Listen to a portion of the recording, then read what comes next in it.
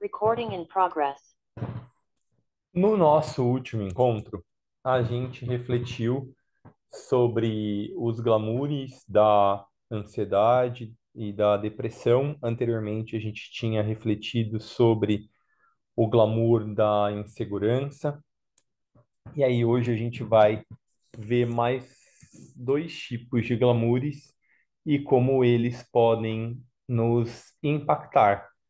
Então, é muito importante que a gente mantenha um estado de abertura de mente e de autoobservação, porque esses são glamoures que abarcam, que atingem toda a humanidade. Então, em alguma medida, é possível que eles também nos atinjam.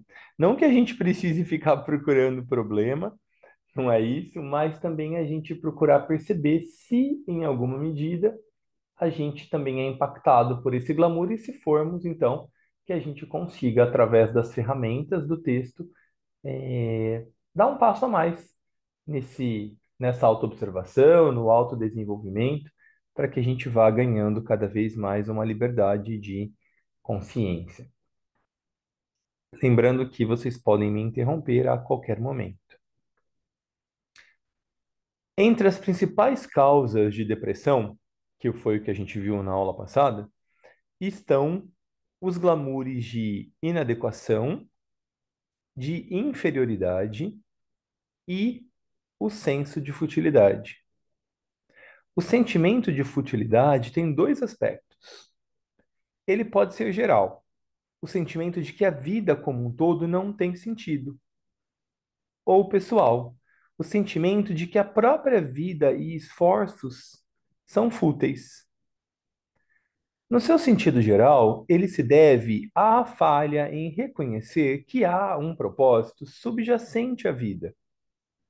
E enquanto negarmos ou questionarmos isso, e falharmos em ver que os aspectos difíceis ou negativos da vida, a dor, os obstáculos e os conflitos, têm sua utilidade e justificativa, estaremos fadados a sentir um senso de futilidade e às vezes ficar até desesperadamente deprimidos. Então, olha que interessante, né?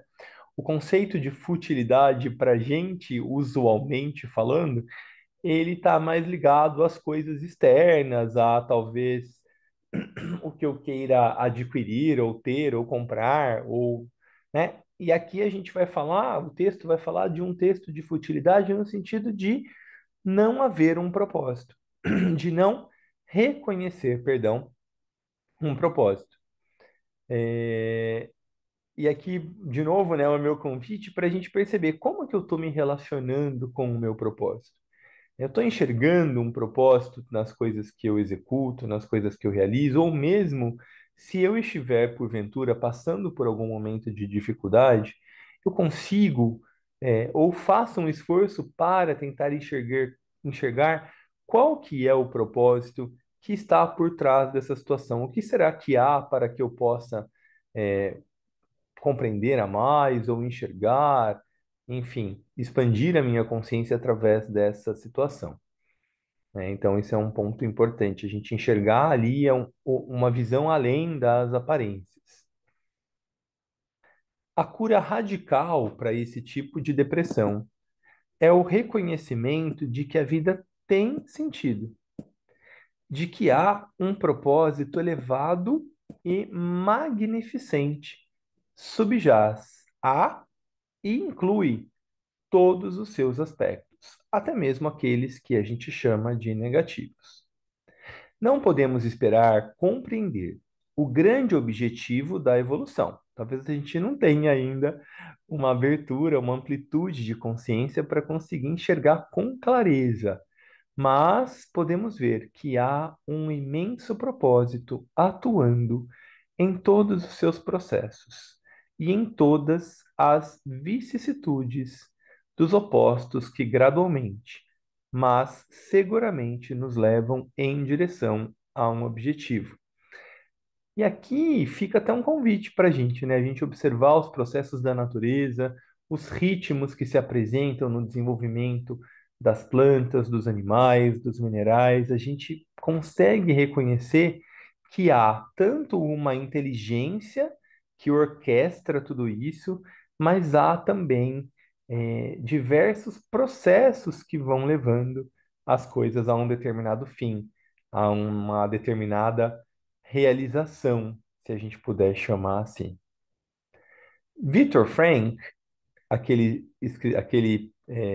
psicólogo que a gente costuma falar aqui, austríaco, que ficou no campo de concentração, sua família toda foi morta na Segunda Guerra, nos campos de concentração, e ele escreveu a sua teoria, né, a sua escola de pensamento, que é chamada de logosofia. E essa escola, ela é chamada, tamanha a sua importância, né? Ele é chamado de um dos maiores representantes da terceira escola de psicologia vienense. Então, do mesmo lugar que a gente teve o Freud, que a gente teve o Adler, o Viktor Frankl, ele é uma terceira versão, ou uma terceira ordem aí, se a gente puder chamar assim, a terceira escola de psicologia vienense. Ele escreveu sobre a profunda importância desse reconhecimento para o indivíduo em seu livro Em Busca de Sentido, um psicólogo no campo de concentração, em que ele cita algumas de suas próprias experiências durante a Segunda Guerra. Os que estavam nos campos de concentração e tinham uma profunda fé ou convicção e reconheciam um propósito subjacente à vida, tinham uma capacidade muito maior de sobreviver do que os que não tinham tais crenças, que estavam entre os primeiros a morrer. Aqui, né, é claro que não é fácil, a gente não consegue nem imaginar o que possa ter sido essa experiência, e muitas vezes, quando a gente está imerso ou muito identificado com a dor que a gente está vivendo, ou casos tão graves como esse, é difícil muitas vezes a gente fazer esse olhar. Por isso a gente fala tanto a importância da desidentificação, tanto a importância de um olhar de corretas proporções, a importância da gente realmente refinar a nossa visão para tentar enxergar um propósito, um sentido, um significado por trás dos acontecimentos, porque aí com certeza fica mais fácil da gente sobreviver, o que obviamente não significa que seja algo simples. O senso de futilidade pessoal é um tanto diferente e está intimamente associado ao sentimento de inadequação que a gente vai ver, talvez hoje ou na próxima reunião. Aqui, o indivíduo sente que é inútil, que sua vida não tem sentido ou valor e não leva a lugar nenhum. Isso é um glamour, pois toda forma de existência tem o seu lugar no todo. A menor das engrenagens é necessária para o funcionamento da máquina inteira. Olha aqui, depois eu faço um pequeno comentário. A história dos três cortadores de pedra ilustra o valor dessa compreensão, pois, como diz a história, quando uma catedral medieval estava sendo construída e os três cortadores de pedra foram indagados o que estavam fazendo, o primeiro respondeu miseravelmente: Como você vê, estou cortando pedras. O segundo respondeu: Estou ganhando sustento para mim e para minha família. Mas o terceiro disse alegremente: Estou construindo uma grande catedral. Eles estavam todos fazendo exatamente a mesma coisa. Mas o primeiro tinha um senso de futilidade, devido à natureza maçante e humilde do seu trabalho. O segundo encontrou um pequeno propósito, pessoal, naquilo, mas estava fatigado. O terceiro, por outro lado, viu o verdadeiro propósito do corte daquelas pedras. Sem aquilo, a catedral não poderia ser construída. E ele estava infundido pela alegria de sua parceria em um objetivo glorioso. Então, olha só que legal, né? Quando a gente consegue de fato reconhecer o papel que a gente ocupa no na nossa família, o papel que a gente ocupa nos diversos grupos dos quais a gente faz parte, de maneira mais ampla, o papel que a gente ocupa na sociedade, o papel que a gente ocupa como, né, no nosso grupo aqui, o que que a gente chama de meditação criativa. Por quê? Porque o propósito do nosso grupo é criar formas de pensamento, criar compreensão acerca de temas que sustentarão as bases da nova era, da era aquariana.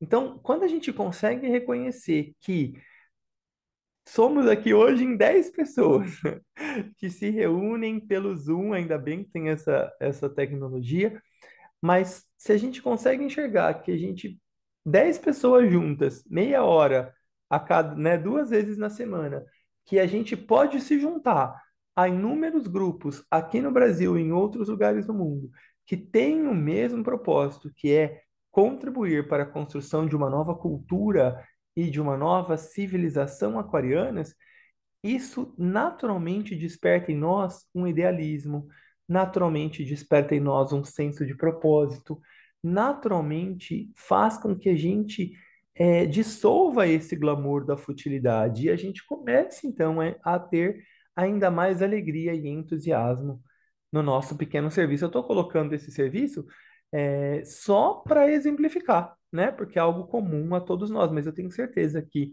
cada um de vocês ao fazer esse tipo de reflexão, vai encontrar, né, propósito e sentido nos diversos papéis que vocês ocupam, nos diversos grupos dos quais vocês fazem parte. Então é só uma historinha para ajudar a gente aí a ter também uma correta proporção. Para eliminar o glamour da futilidade, devemos nos perguntar: onde nossa vida se encaixa no padrão do todo? Onde pertencemos em um quadro maior? Isso pode parecer difícil de ver, mas devemos estar atentos a esse glamour e acreditar que deveríamos sempre. Perdão, deixa eu ler de novo que eu acho que eu errei o sentido aqui. Isso pode ser difícil de ver, mas devemos estar atentos ao glamour de acreditar que deveríamos sempre estar fazendo algo ativo e tangível para ter uma vida valiosa. Podemos parecer externamente estar fazendo pouco ou nada, e, no entanto, estar realizando muito internamente e tendo uma vida que está longe de ser fútil. Nas conhecidas palavras de Milton, os que estão parados e esperam também servem. Todo trabalho de meditação se baseia na realidade e na efetividade de uma ação interna, que frequentemente não é nada aparente. Ela pode ser empreendida onde quer que estejamos, e até mesmo deitados numa cama de hospital. E há muitos aspectos dessa forma de realização. Então, aqui fica também um convite para a gente não achar que servir, por exemplo, falando do nosso ponto de vista mais em busca do serviço espiritual, que a gente precisa servir através de ações exaustivas, que a gente precisa estar sempre em movimento, ou que a gente precisa estar com todos os nossos dias ocupados. Não é isso. Uma simples ação interna, uma meditação que você faça, uma reflexão, um momento de contemplação, que você se conecte com seu eu interno, que você reorganize o seu senso de propósito, a sua direção. Você já está promovendo um enorme serviço, tanto para você, quanto sendo exemplo para diversas outras pessoas, que você vai atingir, você sabendo ou não, apenas pela força do seu exemplo. Então é importante aqui, né, a gente entender que, embora a gente deva reconhecer o nosso senso de propósito, a gente precise também refinar esse olhar. Nem sempre tudo que aparenta ser é o que é mais efetivo. Vou continuar aqui, já está terminando esse texto, aí a gente reflete juntos um pouquinho. Então, fala um pouquinho, né, das formas de realização da meditação e uma das formas, né, um desses aspectos está conectado ao misterioso valor espiritual da dor. Muitos sentem que estão tão limitados fisicamente que a sua vida é fútil. Mas suportar e aceitar a dor é uma forma sutil, porém real e elevada de ação interna. Uma transmutação de elevada natureza está envolvida aqui. Mudanças não apenas no indivíduo são produzidas, mas através da crescente compreensão, entra-se numa forma superior de relação com o todo. E uma parte da dor do mundo, olha que bonito isso, é assumida e resolvida. Então, quando a gente ressignifica a nossa dor, não estou dizendo, né, aqui o texto não fala para a gente aceitar passivamente, mas quando a gente olha a nossa dor, a gente encara, né, a gente se responsabiliza por aquilo que a gente está passando e a gente consegue ter a resiliência para compreender que isso também é temporário, a gente muda a nossa ação interna. E quando a gente faz isso, uma parte da dor do mundo é assumida e resolvida. Aquilo que eu costumo falar muitas vezes, porque é uma influência do budismo, né? O budismo diz que a gente precisa trabalhar com a impermanência das coisas, mas também com a impessoalidade. Então, o que que é impermanência? A gente saber que as coisas vão se modificar, que nada é para sempre. Isso ajuda a gente quando a gente está passando por um momento difícil. E o princípio da impessoalidade também ajuda muito a gente, que é o budismo diz que nem nada que a gente está passando é só a gente que está passando. Tem milhares ou milhões de pessoas que estão passando por situação semelhante, então isso ajuda a diluir um pouco a nossa dor. Anteriormente a nós, pessoas passaram por isso e muitas delas conseguiram vencer, ou seja, o exemplo delas também está presente para a gente se conectar e poder então ressignificar.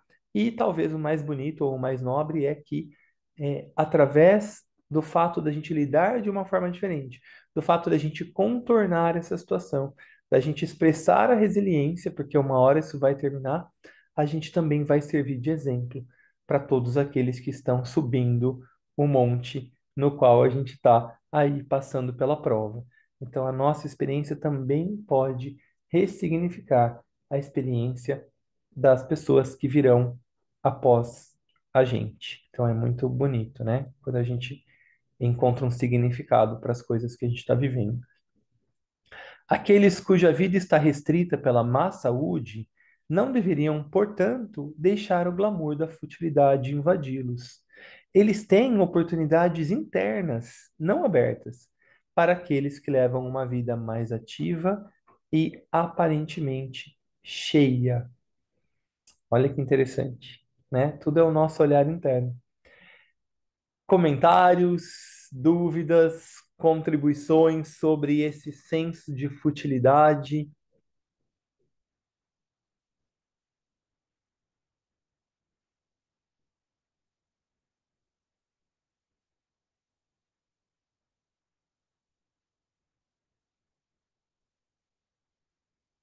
Bom, acho que fica para a gente, então, esse senso de futilidade geral, né? Da gente encontrar um propósito naquilo que a gente está vivendo, a gente encontrar um sentido, e também esse senso de futilidade quando a gente está passando por uma situação difícil, da gente tentar, da mesma forma, enxergar um sentido, um propósito para isso que a gente está vivendo, como uma ferramenta para ampliar o nosso estado de consciência, para a gente conseguir realmente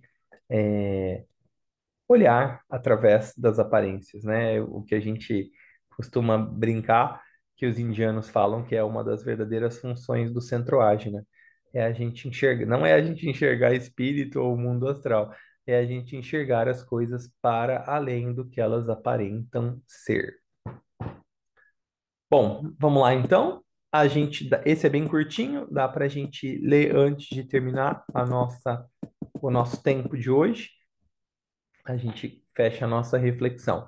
Então, um outro glamour muito importante e que contribui muitas vezes para estados depressivos e pensando que a gente ainda é muito assolado pela ilusão da separatividade, né? Pelo fato até da gente ter um corpo físico que é nosso, de nossa responsabilidade.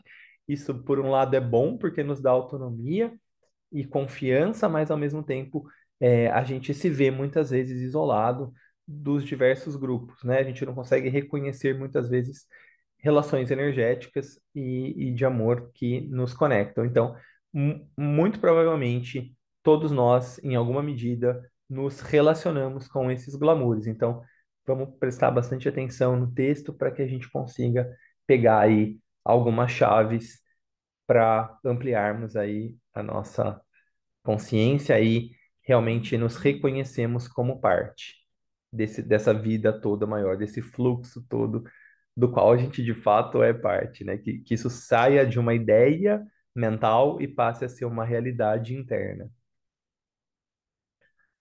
O sentimento de que somos inadequados é outra causa frequente de depressão. É um glamour que debilita e limita muitas pessoas. E devemos lembrar a tendência de bola de neve de todos esses glamoures. Sentimos que somos inadequados e assim não nos permitimos tentar algo. Então, sentimos que a nossa vida é fútil. Então, o desânimo e a depressão se aprofundam.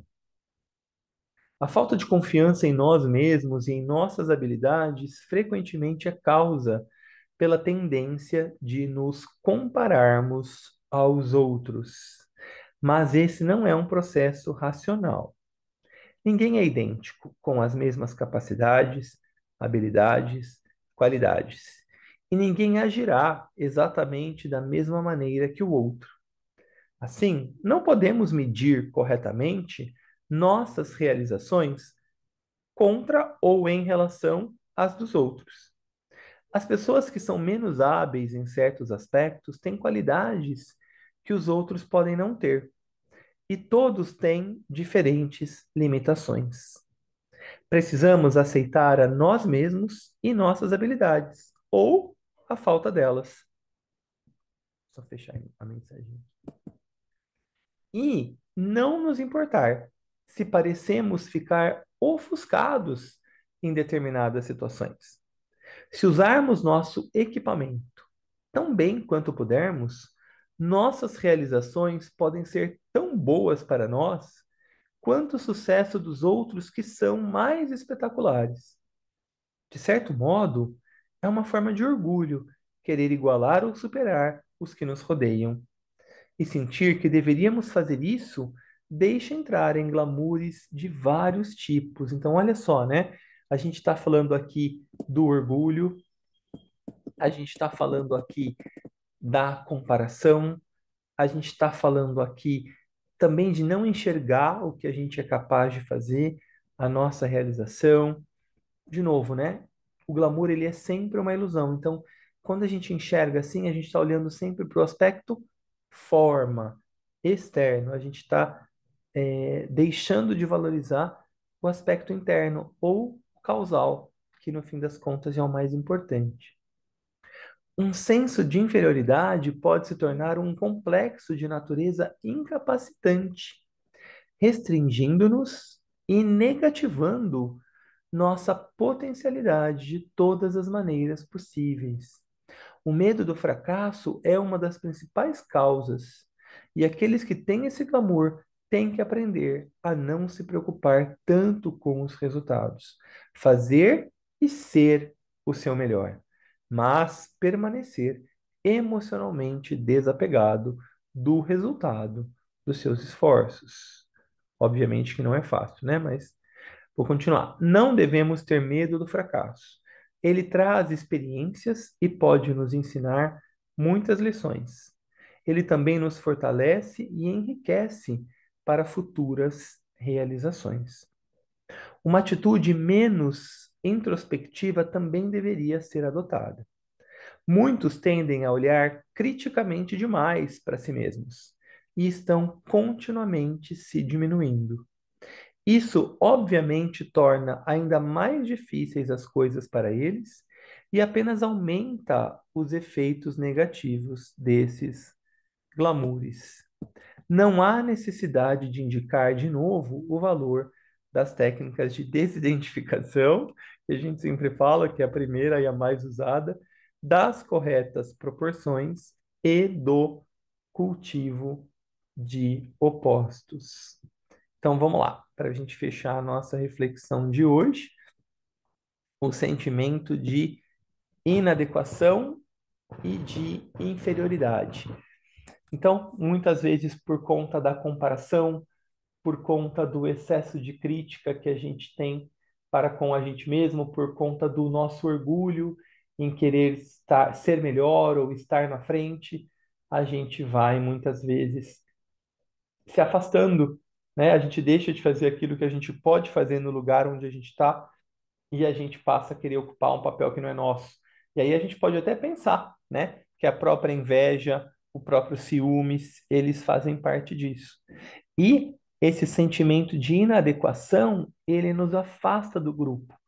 Ou seja, eu vou me afastando das diversas situações para que eu não me sinta inadequado, para que eu não me sinta inferior com quem está ao meu lado, e isso vai fazendo uma atitude em mim de recolhimento, uma atitude de isolamento, e isso naturalmente vai me enfraquecer, vai diminuir a minha vitalidade, vai diminuir a minha autoestima, vai diminuir a minha qualidade de vida social, porque eu vou ficar cada vez mais recluso e isso vai naturalmente minando as nossas forças internas.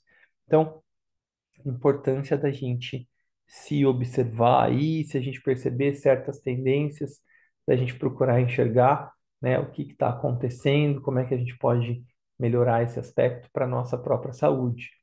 O tibetano tem um conceito de humildade que, para mim, é o mais adequado. Ele diz que uma pessoa humilde, ela sabe os seus talentos, então tem muito a ver com autoconhecimento, e ela expressa então esses talentos no lugar onde a grande vida a colocou. Então, se a gente está no nosso ponto, dentro da nossa família, dentro da nossa sociedade, dos grupos que a gente pertence, é lá que a gente deve estar. Então, a gente expressar a nossa qualidade, aquilo que a gente já sabe fazer, é o nosso dever, é o nosso dharma, é humildade. Agora, eu querer fazer algo que eu ainda não estou habilitado para, então aí não é humildade. Ou então eu deixar de fazer algo que eu poderia fazer, que poderia ser uma contribuição para o grupo, por qualquer outro tipo de inadequação, sentimento de inferioridade, isso também não é humildade. Então é a gente expressar aquilo que a gente está pronto para expressar, né? Assumindo o nosso papel e, ao mesmo tempo, se preparando para isso, se treinando e não querendo ocupar o papel que é do outro. Dúvidas, contribuições, comentários para a gente encerrar a nossa reunião de hoje?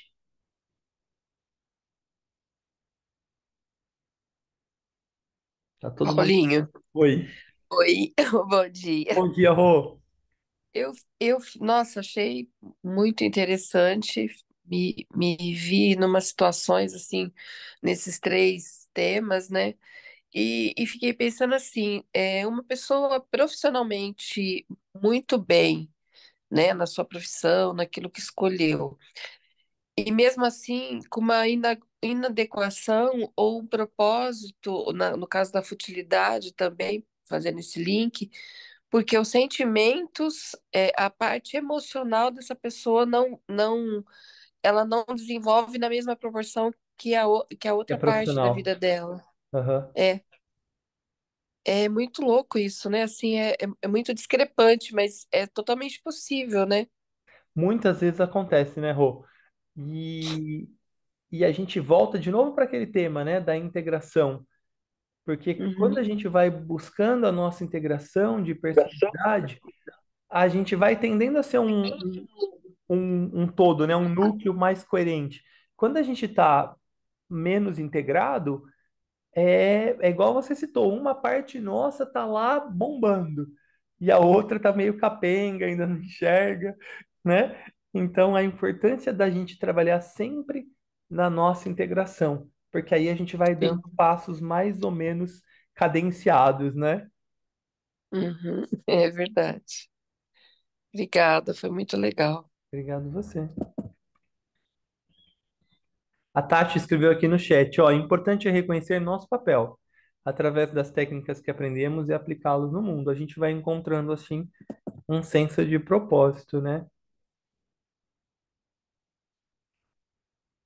Então, vou pedir para vocês que assistam, se possível.